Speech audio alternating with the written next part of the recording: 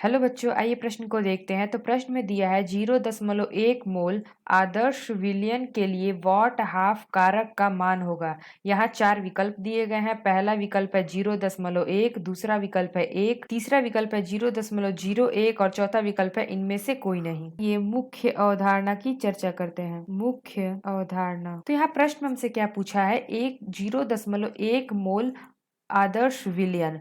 तो सबसे पहले हम देखते हैं कि आदर्श विलयन क्या होता है। तो आदर्श विलयन वो है जो प्रत्येक सांद्रण पर राउल्ट के नियम का पूर्ण रूप से पालन करते हैं, वो क्या कहलाते हैं, आदर्श विलयन होता है वो। तो यहाँ हमारा आदर्श विलयन कितना दिया हुआ है, 0.1 m।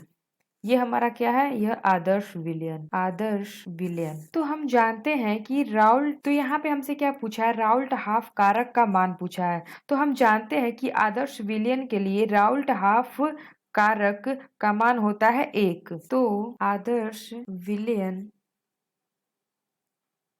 के लिए वॉट हाफ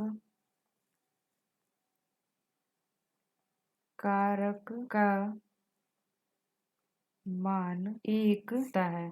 तो हमसे क्या पूछा हुआ था, वाट हाफ कारक का मान। तो वाट हाफ कारक को हम कैसे दर्शाते हैं, तो वाट हाफ कारक को हम आई से दर्शाते हैं, आई।